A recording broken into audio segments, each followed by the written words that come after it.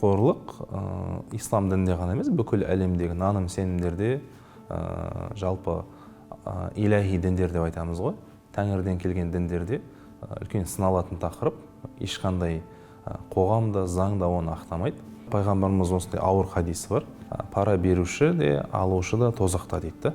Өте ауыр хадис. Ел, қоғам кейде пара алмайтын жердің астында деген секілді бір-бірін ақтап, ода тұрған не бар деген секілді бетін үтіктегісі келеді кейде адамдар.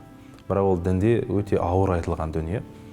Пайғамбарымыз Жибрил келіп, тізесіне тақап, екі қолын санының үстіне қойып, пайғамбарымыздан сұраған кезде, қияметтің белгісі қандай деген кезде, егер іс өзінің иесі емес адамға тапсырылса, онда қиямет күте бер деген.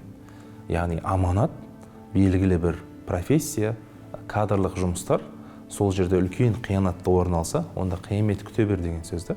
Үлкен бір организацияның, мекеменің басшысы болу керек адам сол жерде өте қарапайым жұмысшы болса, немесе қарапайым жұмысшы болу керек деңгейдегі адам басшысы болып кетсе, керісінше ондай жағдайда қиямет күте бер деп жатыр да.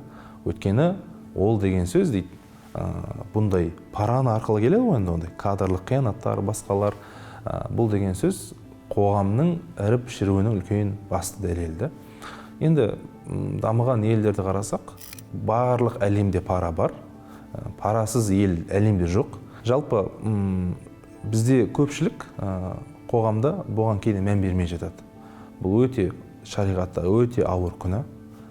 Парадан, сыбайлас жемқорлықтан біз түгел тыйылуымыз керек. Жақсы, таза, кіршіксіз қоғамға әрбір адам өзінің үлесін қосу керек.